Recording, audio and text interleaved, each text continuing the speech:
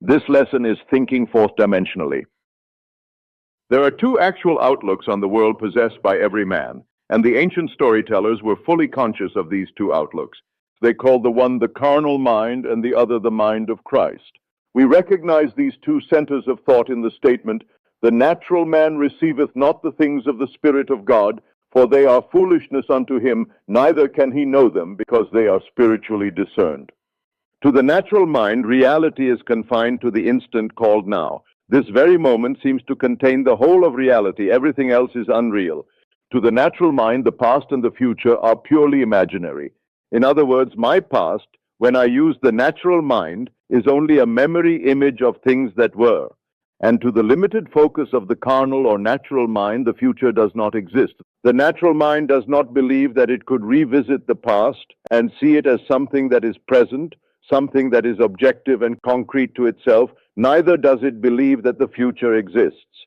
To the Christ mind, the spiritual mind, which in our language we will call the fourth dimensional focus, the past, the present, and the future of the natural mind are a present whole. It takes in the entire array of sensory impressions that man has encountered, is encountering, and will encounter. The only reason you and I are functioning as we are today and are not aware of the greater outlook is simply because we are creatures of habit, and habit renders us totally blind to what otherwise we should see. But habit is not law. It acts as though it were the most compelling force in the world, yet it is not law. We can create a new approach to life. If you and I would spend a few minutes every day in withdrawing our attention from the region of sensation and concentrating it on an invisible state and remain faithful to this contemplation, feeling and sensing the reality of an invisible state, we would in time become aware of this greater world, this dimensionally larger world. The state contemplated is now a concrete reality, displaced in time. Tonight, as we turn to our Bible, you be the judge as to where you stand in your present unfoldment. Our first story for tonight is from the 5th chapter of the Gospel of Mark.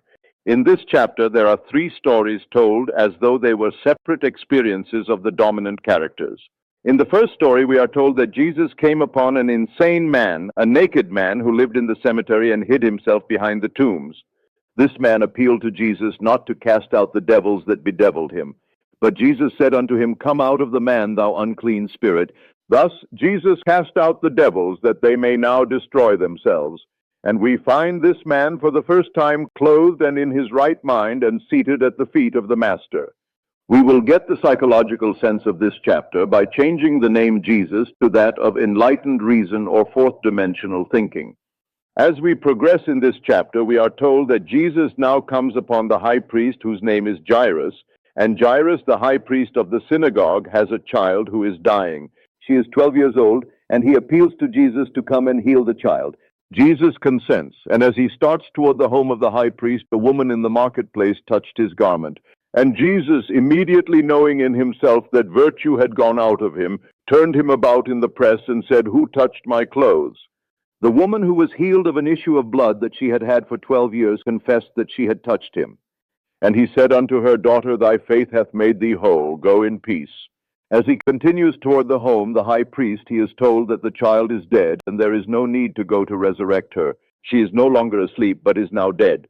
As soon as Jesus heard the word that was spoken, he saith unto the ruler of the synagogue, "Be not afraid, only believe." And when he came in, he saith unto them, "Why make ye this ado, and weep? The damsel is not dead, but sleepeth." With this the entire crowd mocked and laughed, but Jesus, closing the doors against the mocking crowd, took with him into the household of Jairus his disciples and the father and mother of the dead child. They entered into the room where the damsel was lying. And he took the damsel by the hand, and said unto her, "Damsel, I say unto thee, arise." From this deep sleep she awoke and arose and walked, and the high priest and all the others were astonished. And he changed them straitly, that no man should know it. And he commanded that something should be given her to eat. You are this very night, as you are seated here, pictured in this 5th chapter of Mark. A cemetery is for one purpose. It is simply a record of the dead. Are you living in the dead past? If you are living among the dead, your prejudices, your superstitions, and your false beliefs that you keep alive are the tombstones behind which you hide. If you refuse to let them go, you are just as mad as the madman of the Bible who pleaded with enlightened reason not to cast them out. There is no difference. But enlightened reason is incapable of protecting prejudice and superstition against the inroads of reason. There is not a man in this world who has a prejudice, regardless of the nature of the prejudice, who can hold it up to the light of reason. Tell me you are against a certain nation, a certain race, a certain ism, a certain anything. I do not care what it is. You cannot expose that belief of yours to the light of reason and have it live. In order that it may be kept alive in your world, you must hide it from reason. You cannot analyze it in the light of reason and have it live. When this fourth dimensional focus comes and shows you a new approach to life and casts out of your own mind all these things that bedeviled you, you are then cleansed and clothed in your right mind. And you sit at the foot of understanding, called the feet of the Master. Now, clothed and in your right mind, you can resurrect the dead. What died? The child in the story is not a child. The child is your ambition, your desire, the unfulfilled dreams of your heart. This is the child housed within the mind of man. For as I have stated before, the entire drama of the Bible is a psychological one. The Bible has no reference at all to any person who ever existed or any event that ever occurred upon earth. All the stories of the Bible unfold in the minds of the individual man. In this story, Jesus is the awakened intellect of man. When your mind functions outside of the range of your present senses, when your mind is healed of all the former limitations, then you are no longer the insane man, but you are this presence personified as Jesus, the power that can resurrect the longings of the heart of man. You are now the woman with the issue of blood. What is this issue of blood? A running womb is not a productive womb. She held it for 12 years. She was incapable of conceiving. She could not give form to her longing because of the running of the issue of blood. You are told her faith closed it. As the womb closes, it can give form to the seed or idea. As your mind is cleansed of your former concept of self, you assume you are what you want to be, and remaining faithful to this assumption, you give form to your assumption or resurrect your child. You are the woman cleansed of the issue of blood, and you move towards the house of the dead child. The child or state you desired is now your fixed concept of yourself. But now, having assumed that I am what formerly I desired to be, I cannot continue desiring what I am conscious of being. So I do not discuss it. I talk to no one concerning what I am. It is so obvious to me that I am what I wanted to be that I walk as though I were. Walking as though I am what formerly I wanted to be, my world of limited focus does not see it and thinks I no longer desire it. The child is dead within their world. But I, who know the law, say the child is not dead. The damsel is not dead, she but sleepeth. I now awaken her. I, by my assumption, awaken and make visible in my world what I assume. For assumptions, if sustained, invariably awaken what they affirm. I close the door. What door? The door of my senses. I simply shut out completely all that my senses reveal. I deny the evidence of my senses. I suspend the limited reason of the natural man and walk in this bold assertion that I am what my senses deny. With the door of my senses closed, what do I take into that disciplined state? I take no one into that state but the parents of the child and my disciples. I close the door against the mocking, laughing crowd. I no longer look for confirmation. I completely deny the evidence of my senses, which mock my assumption, and do not discuss with others whether my assumption is possible or not. Who are the parents? We have discovered that the father-mother of all creation is man's I-amness. Man's consciousness is God. I am conscious of the state. I am the father-mother of all my ideas, and my mind remains faithful to this new concept of self. My mind is disciplined, and I take into that state the disciples, and I shut out of that state everything that would deny it. Now the child, unaided by a man, is resurrected. The condition which I desired and assumed that I had becomes objectified within my world and bears witness to the power of my assumption. You be the judge. I cannot judge you. You are either living now in the dead past, or you are living as the woman whose issue of blood has been stanched. Could you actually answer me if I asked you the question? Do you believe now that you, without the assistance of another, need only assume that you are what you want to be to make that assumption real within your world? Or do you believe that you must first fulfill a certain condition imposed upon you by the past, that you must be of a certain order or a certain something? I am not being critical of certain churches or groups, but there are those who believe that anyone outside of their church or group is not yet saved. I was born a Protestant.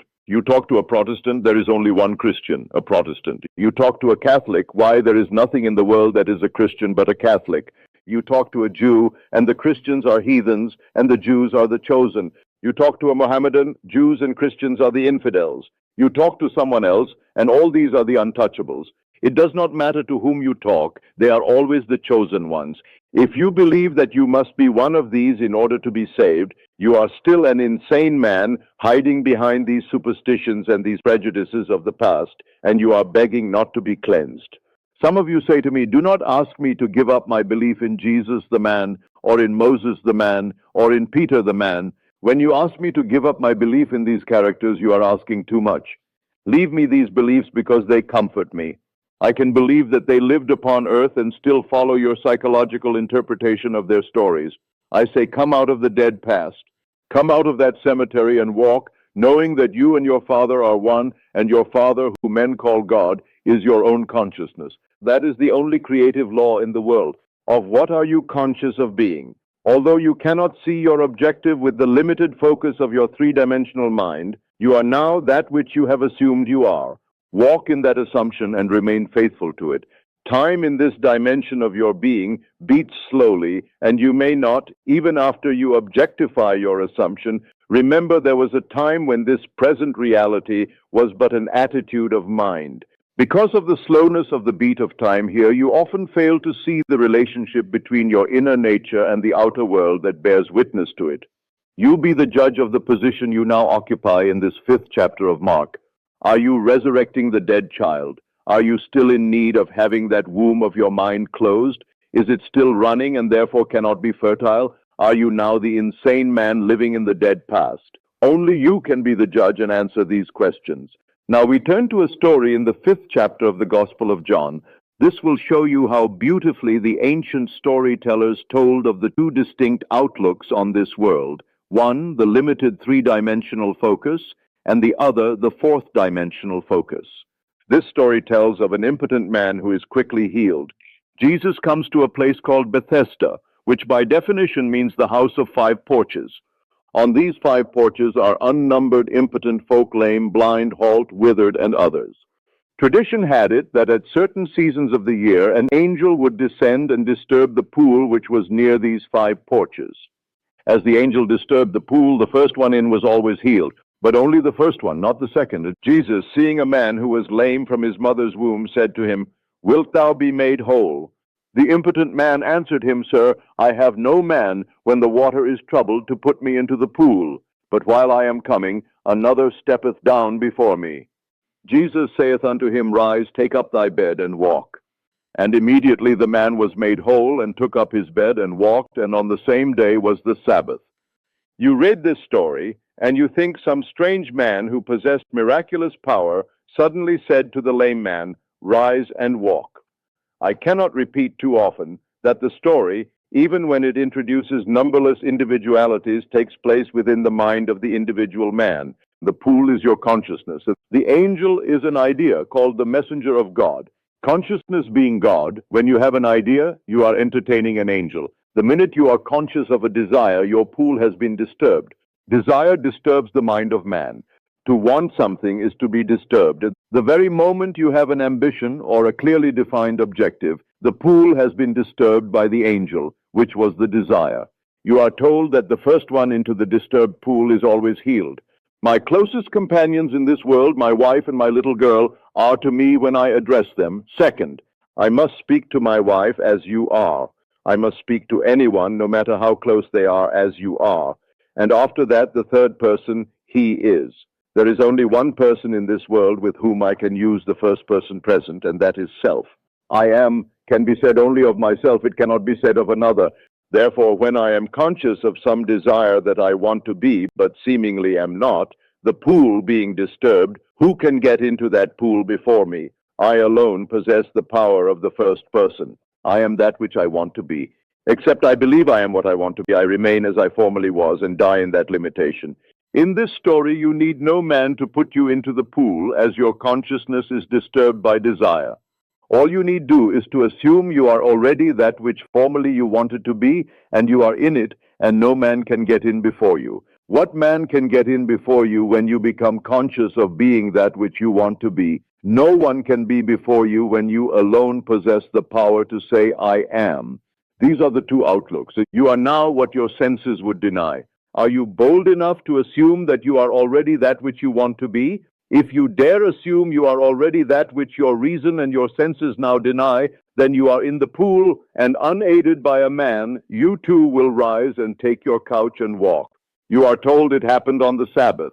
The Sabbath is only the mystical sense of stillness when you are unconcerned, when you are not anxious, when you are not looking for results, knowing that signs follow and do not precede. The Sabbath is the day of stillness wherein there is no working. When you are not working to make it so, you are in the Sabbath. When you are not at all concerned about the opinion of others, when you walk as though you were, you cannot raise one finger to make it so, you are in the Sabbath. I cannot be concerned as to how it will be and still say I am conscious of being it. If lamb conscious of being free, secure, healthy, and happy, I sustain these states of consciousness without effort or labor on my part. Therefore I am in the Sabbath, and because it was the Sabbath, he rose and walked. Our next story is from the 4th chapter of the Gospel of John, and it is one you have heard time and time again. Jesus comes to the well, and there is a woman called the woman of Samaria, and he said to her, Give me to drink. Then saith the woman of Samaria unto him, How is it that thou, being a Jew, asketh drink of me, which am a woman of Samaria? For the Jews have no dealings with the Samaritans. Jesus answered and said unto her, If thou knewest the gift of God, and who it is that saith to thee, Give me to drink, thou wouldest have asked of him, and he would have given thee living water. The woman, seeing that he has nothing with which to draw the water, and knowing the well is deep, says, Art thou greater than our father Jacob, which gave us the well, and drank thereof himself, and his children, and his cattle? Jesus answered and said unto her, Whosoever drinketh of this water shall thirst again. But whosoever drinketh of the water that I shall give him shall never thirst. But the water that I shall give him shall be in him a well of water springing up into everlasting life. Then he tells her all concerning herself, and asks her to go and call her husband. And she answered and said, I have no husband. Jesus said unto her, Thou hast well said, I have no husband, for thou hast had 5 husbands, and he whom thou now hast is not thy husband. The woman, knowing this to be true, goes into the marketplace and tells the other, I have met the Messiah. They ask her, How do you know you have met the Messiah? Because he told me all things that I have ever done. She replies. Here is a focus that takes in the entire past, at least, and tells her now concerning the future. Continuing with the story, the disciples come to Jesus and say, Master, eat. But he said unto them, I have meat to eat that ye know not of. When they speak of a harvest in 4 months, Jesus replies, Say not ye, There are yet 4 months, and then cometh harvest? Behold, I say unto you, Lift up your eyes and look on the fields, for they are white already to harvest. He sees things that people wait 4 months for or wait 4 years for. He sees them as now in a dimensionally larger world, existing now, taking place now. Let us go back to the first part of the story. The woman of Samaria is the 3-dimensional you, and Jesus at the well is the 4th-dimensional you. The argument starts between what you want to be and what reason tells you that you are. The greater you tells you that if you would dare assume you are already what you want to be, you would become it. The lesser you, with its limited focus, tells you, why you haven't a bucket, you haven't a rope, and the well is deep. How could you ever reach the depth of this state without the means to that end? You answer and say, if you only knew who asks of you to drink, you would ask of him. If you only knew what in yourself is urging upon you the embodiment of the state you now seek, you would suspend your little sight and let him do it for you. Then he tells you that you have 5 husbands and you deny it. But he knows far better than you that your 5 senses impregnate you morning, noon, and night with their limitations. They tell you what children you will bear tonight, tomorrow, and the days to come. For your 5 senses act like 5 husbands who constantly impregnate your consciousness, which is the great womb of God. And morning, noon, and night they suggest to you and dictate to you that which you must accept as true. He tells you the one you would like to have for your husband is not your husband. In other words, the 6th has not yet impregnated you. What you would like to be is denied by these 5, and they hold the power. They dictate what you will accept as true. What you would like to accept has not yet penetrated your mind and impregnated your mind with its reality. He whom you call husband is really not your husband. You are not bearing his likeness. To bear his likeness is proof that you are his wife. At least you have known him intimately. You are not bearing the likeness of the six. You are only bearing the likeness of the five. Then one turns to me and tells me all that I have ever known. I go back in my mind's eye, and reason tells me that all through my life I have always accepted the limitations of my senses. I have always looked upon them as fact, and morning, noon, and night I have borne witness to this acceptance. Reason tells me I have only known these five from the time I was born. Now I would like to step outside the limitation of my senses, but I have not yet found within myself the courage to assume I am what these five would deny that I am. So here I remain, conscious of my task, but without the courage to step beyond the limitations of my senses and that which my reason denies. He tells these, I have meat ye know not of. I am the bread that droppeth down from heaven. I am the wine. I know what I want to be, and because I am that bread, I feast upon it. I assume that I am, and instead of feasting upon the fact that I am in this room talking to you and you are listening to me, and that I am in Los Angeles, I feast upon the fact that I am elsewhere, and I walk here as though I were elsewhere. And gradually I become what I feast upon. Let me give you two personal stories. When I was a boy, I lived in a very limited environment in a little island called Barbados. Feed for animals was very, very scarce and very expensive because we had to import it. I am one of a family of 10 children, and my grandmother lived with us, making 13 at the table. Time and again, I can remember my mother saying to the cook in the early part of the week, I want you to put away 3 ducks for Sunday's dinner. This meant that she would take from the flock in the yard 3 ducks and coop them up in a very small cage and feed them, stuff them morning, noon, and night with corn, and all the things she wanted the ducks to feast upon. This was an entirely different diet from what we regularly fed the ducks because we kept those birds alive by feeding them fish. We kept them alive and fat on fish because fish were very cheap and plentiful, but you could not eat a bird that fed upon fish, not as you and I like a bird. The cook would take 3 ducks, put them in a cage, and for 7 days stuff them with corn, sour milk, and all the things we wanted to taste in the birds. Then when they were killed and served for dinner 7 days later, they were luscious, milk-fed, corn-fed birds. But occasionally the cook forgot to put away the birds, and my father, knowing we were having ducks, and believing that she had carried out the command, did not send anything else for dinner, and 3 fish came to the table. You could not touch those birds, for they were so much the embodiment of what they fed upon. Man is a psychological being, a thinker. It is not what he feeds upon physically, but what he feeds upon mentally that he becomes. We become the embodiment of that which we mentally feed upon. Now, those ducks could not be fed corn in the morning and fish in the afternoon and something else at night. It had to be a complete change of diet. In our case, we cannot have a little bit of meditation in the morning, curse at noon, and do something else in the evening. We must go on a mental diet. For a week, we must completely change our mental food. Whatsoever things are true, whatsoever things are honest, whatsoever things are just, whatsoever things are pure, whatsoever things are of good report, if there be any virtue, and if there be any praise, think on these things. As a man thinketh in his heart, so is he. If I could now single out the kind of mental food I want to express within my world and feast upon it, I would become it. Let me tell you why I'm doing what I'm doing today. It was back in 1933 in the city of New York, and my old friend Abdullah, with whom I studied Hebrew for 5 years, was really the beginning of the eating of all my superstitions. When I went to him, I was filled with superstitions. I could not eat meat, I could not eat fish, I could not eat chicken, I could not eat any of these things that were living in the world. I did not drink, I did not smoke, and I was making a tremendous effort to live a celibate life. Abdullah said to me, I'm not going to tell you you are crazy, Neville, but you are, you know. All these things are stupid. But I could not believe they were stupid. In November 1933, I bade goodbye to my parents in the city of New York as they sailed for Barbados. I had been in this country 12 years with no desire to see Barbados. I was not successful, and I was ashamed to go home to successful members of my family. After 12 years in America, I was a failure in my own eyes. I was in the theater and made money 1 year and spent it the next month. I was not what I would call by their standards, nor by mine, a successful person. Mind you, when I said goodbye to my parents in November, I had no desire to go to Barbados. The ship pulled out, and as I came up the street, something possessed me with a desire to go to Barbados. It was the year 1933. I was unemployed and had no place to go except a little room on 75th Street. I went straight to my old friend Abdullah and said to him, "Ab, the strangest feeling is possessing me. For the first time in 12 years, I want to go to Barbados. If you want to go, Neville, you have gone," he replied. That was very strange language to me. I am in New York City on 72nd Street, and he tells me I have gone to Barbados. I said to him, "What do you mean I have gone, Abdullah?" He said, "Do you really want to go?" I answered, "Yes."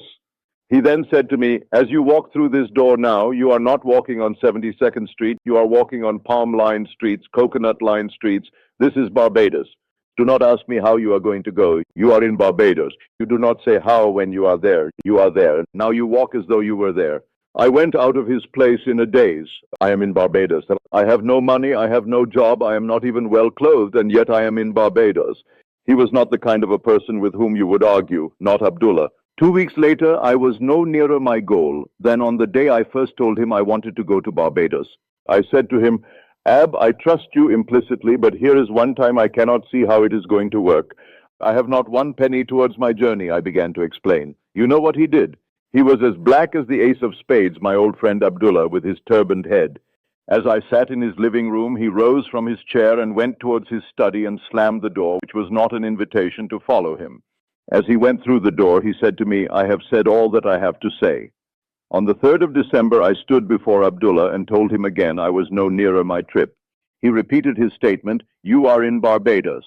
The very last ship sailing for Barbados that would take me there for the reason I wanted to go, which was to be there for Christmas, sailed at noon on December 6th, the old Narissa. On the morning of December 4th, having no job, having no place to go, I slept late. When I got up, there was an airmail letter from Barbados under my door. As I opened the letter, a little piece of paper flickered to the floor. I picked it up, and it was a draft for $500. The letter was from my brother Victor, and it read, "I am not asking you to come, Neville. This is a command. We have never had a Christmas when all the members of our family were present at the same time. This Christmas it could be done if you would come." My oldest brother Cecil left home before the youngest was born, and then we started to move away from home at different times, so never in the history of our family were we ever all together at the same time. The letter continued, "You are not working. I know there is no reason why you cannot come, so you must be here before Christmas. The enclosed $50, $100 is to buy a few shirts or a pair of shoes you may need for the trip. You will not need tips. Use the bar if you are drinking. I will meet the ship and pay all your tips and your incurred expenses. I have cabled Furness, Withy & Conan in New York City and told them to issue you a ticket when you appear at their office. The $50 is simply to buy some little essentials. You may sign as you want aboard the ship. I will meet it and take care of all obligations." I went down to Furness, Withy & Company with my letter and let them read it. They said, "We received the cable, Mr. Goddard, but unfortunately we have not any space left on the December 6th sailing. The only thing available is third class between New York and St. Thomas. When we get to St. Thomas, we have a few passengers who are getting off. You may then ride first class from St. Thomas to Barbados. But between New York and St. Thomas, you must go third class, although you may have the privileges of the first class dining room and walk the decks of the first class." I said, "I will take it." I went back to my friend Abdullah on the afternoon of December 4th and said, "It worked like a dream." I told him what I had done, thinking he would be happy. Do you know what he said to me? He said, "Who told you that you are going third class? Did I see you in Barbados, the man you are, going third class? You are in Barbados and you went there first class." I did not have one moment to see him again before I sailed on the noon of December 6th. When I reached the dock with my passport and my papers to get aboard that ship, the agent said to me, "We have good news for you, Mr. Goddard. There has been a cancellation and you are going first class." Abdullah taught me the importance of remaining faithful to an idea and not compromising. I wavered, but he remained faithful to the assumption that I was in Barbados and had traveled first class. Now back to the significance of our two Bible stories. The well is deep and you have no bucket, you have no rope. It is 4 months to the harvest, and Jesus says, "I have meat to eat ye know not of. I am the bread of heaven." Feast on the idea, become identified with the idea as though you were already that embodied state. Walk in the assumption that you are what you want to be. If you feast on that and remain faithful to that mental diet, you will crystallize it. You will become it in this world. When I came back to New York in 1934, After 3 heavenly months in Barbados, I drank, I smoked, and did everything I had not done in years. I remembered what Abdullah had said to me. After you have proven this law, you will become normal, Neville. You will come out of that graveyard, you will come out of that dead past where you think you are being holy. For all you are really doing, you know you are being so good, Neville, you are good for nothing. I came back walking this earth a completely transformed person. From that day, which was in February 1934, I began to live more and more. I cannot honestly tell you I have always succeeded. My many mistakes in this world, my many failures would convict me if I told you that I have so completely mastered the movements of my attention that I can at all times remain faithful to the idea I want to embody. But I can say with the ancient teacher, although I seem to have failed in the past, I move on and strive day after day to become that which I want to embody in this world. Suspend judgment. Refuse to accept what reason and the senses now dictate, and if you remain faithful to the new diet, you will become the embodiment of the ideal to which you remain faithful. If there is one place in the world that is unlike my little island of Barbados, it is New York City. In Barbados, the tallest building is 3 stories, and the streets are lined with palm trees and coconut trees and all sorts of tropical things. In New York City, you must go to a park to find a tree, yet I had to walk the streets of New York as though I walked the streets of Barbados. To one's imagination, all things are possible. I walked, feeling that I was actually walking the streets of Barbados, and in that assumption, I could almost smell the odor of the coconut-lined lanes. I began to create within my mind's eye the atmosphere I would physically encounter were I in Barbados.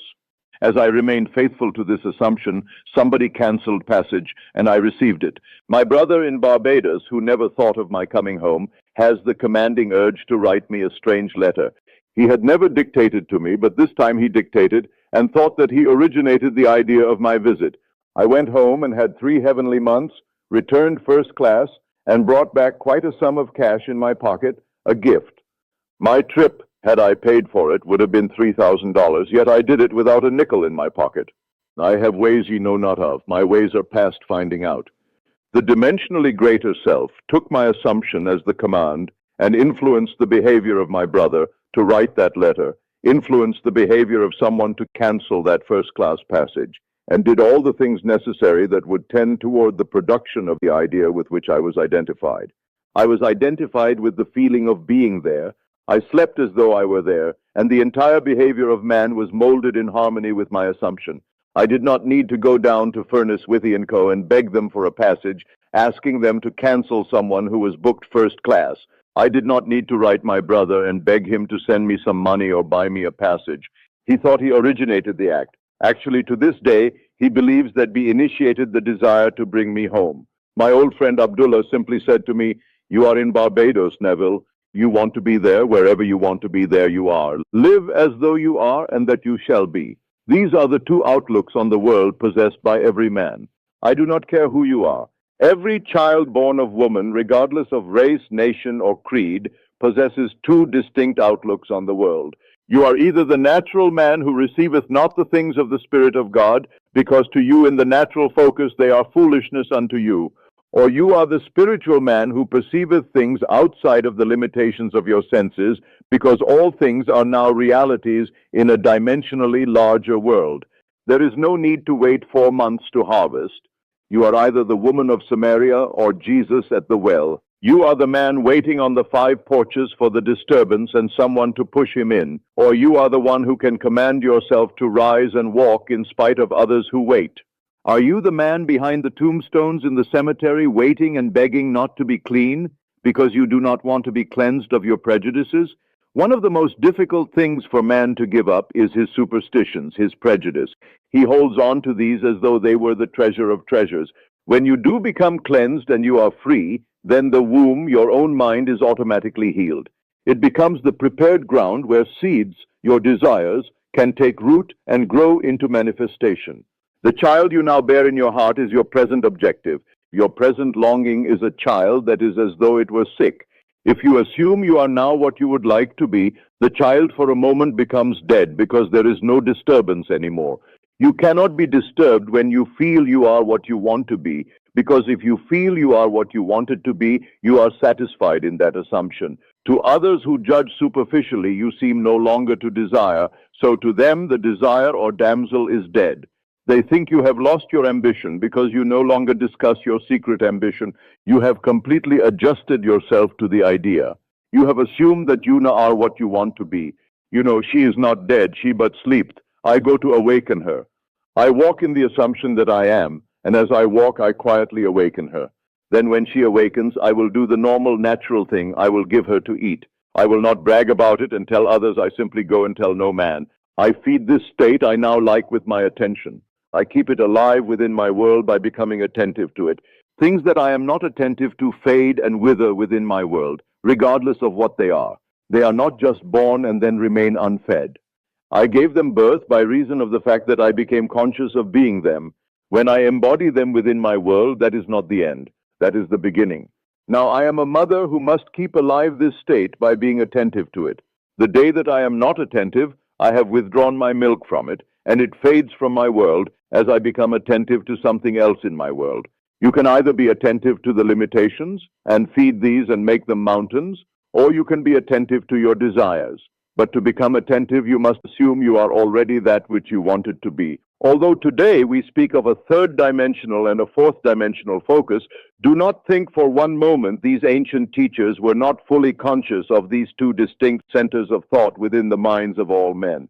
They personified these two, and they tried to show man that the only thing which robs him of the man he could be is habit. Although it is not law, every psychologist will tell you that habit is the most inhibiting force in the world. It completely restricts man and binds him and makes him totally blind to what otherwise he should be. Begin now to mentally see and feel yourself as that which you want to be, and feast upon that sensation morning, noon, and night. I have scoured the Bible for a time interval that is longer than 3 days, and I have not found it. Jesus answered and said unto them, Destroy this temple, and in 3 days I will raise it up. John 2:19. Prepare you victuals, for within 3 days ye shall pass over this Jordan, to go in to possess the land, which the Lord your God giveth you to possess it. Joshua 1:11. If I could completely saturate my mind with one sensation and walk as though it were already a fact, I am promised, and I cannot find any denial of it in this great book, that I do not need more than a 3-day diet if I remain faithful to it. But I must be honest about it. If I change my diet in the course of the day, I extend the time interval. You ask me, but how do I know about the interval? You yourself determine the interval. We have today in our modern world a little word which confuses most of us. I know it confused me until I dug deeper. The word is action. Action is supposed to be the most fundamental thing in the world. It is not an atom. It is more fundamental. It is not a part of an atom like an electron. It is more fundamental than that. They call it the fourth dimensional unit. The most fundamental thing in the world is action. You ask, what is action? Our physicists tell us that it is energy multiplied by time. We become more confused and say, energy multiplied by time, what does that mean? They answer, there is no response to a stimulus, no matter how intense the stimulus, unless it endures for a certain length of time. There must be a minimum endurance to the stimulus, or there is no response. On the other hand, there is no response to time unless there is a minimum degree of intensity. Today, the most fundamental thing in the world is called action, or simply energy multiplied by time. The Bible gives it as 3 days. The duration is 3 days for response in this world. If I would now assume I am what I want to be, and if I am faithful to it and walk as though I were, the very longest stretch given for its realization is 3 days. If there is something tonight that you really want in this world, then experience in imagination what you would experience in the flesh, were you to realize your goal and deafen your ears and blind your eyes to all that denies the reality of your assumption. If you do this, you would be able to tell me before I leave this city of Los Angeles that you have realized what was only a wish when you came here. It will be my joy to rejoice with you in the knowledge that the child which was seemingly dead is now alive. This damsel really was not dead, she was only asleep. You fed her in this silence because you have meat no one else knows of. You gave her food and she became a resurrected living reality within your world. Then you can share your joy with me, and I can rejoice in your joy. The purpose of these lessons is to remind you of the law of your own being, the law of consciousness. You are that law. You were only unconscious of its operation. You fed and kept alive the things you did not wish to express within this world. Take my challenge and put this philosophy to the test. If it does not work, you should not use it as a comforter. If it is not true, you must completely discard it. I know it is true. You will not know it until you try either to prove or disprove it. Too many of us have joined isms, and we are afraid to put them to the test because we feel we might fail. And then, where are we? Not really wanting to know the truth concerning it, we hesitate to be bold enough to put it to the test. You say, I know it would work in some other way. I do not want to really test it. While I have not yet disproved it, I can still be comforted by it. Now do not fool yourself. Do not think for 1 second be that you are wise. Prove or disprove this law. I know that if you attempt to disprove it, you will prove it, and I will be the richer for your proving it, not in dollars, not in things, but because you become the living fruit of what I believe I am teaching in this world. It is far better to have you a successful, satisfied person after 5 days of instruction than to have you go out dissatisfied. I hope you will be bold enough to challenge this instruction and either prove or disprove it. Now, before we go into the silence period, I shall briefly explain the technique again. We have two techniques in applying this law. Everyone here must now know exactly what he wants. You must know that if you do not get it tonight, you will still be as desirous tomorrow concerning this objective. When you know exactly what you want, construct in your mind's eye a single simple event which implies fulfillment of your desire, an event wherein self predominates. Instead of sitting back and looking at yourself as though you were on the screen, you be the actor in the drama. Restrict the event to one single action. If you are going to shake a hand because that implies fulfillment of your desire, then do that and that only. Do not shake hands and then wander off in your imagination to a dinner party or to some other place. Restrict your action to simply shaking hands and do it over and over again until that handshake takes on the solidity and the distinctness of reality. If you feel you cannot remain faithful to an action, I want you now to define your objective and then condense the idea, which is your desire, into a single phrase, a phrase which implies fulfillment of your desire, some phrase such as, "Isn't it wonderful?" Or if I felt thankful because I thought someone was instrumental in bringing my desire to pass, I could say thank you, and repeat it with feeling over and over again like a lullaby until my mind was dominated by the single sensation of thankfulness. We will now sit quietly in these chairs with the idea which implies fulfillment of our desire condensed to a single phrase or to a single act. We will relax and immobilize our physical bodies. Then let us experience in imagination the sensation which our condensed phrase or action affirms. If you imagine yourself shaking another person's hand, do not use your physical hand, let it remain immobilized. But imagine that housed within your hand is a more subtle, more real hand, which can be extracted in your imagination.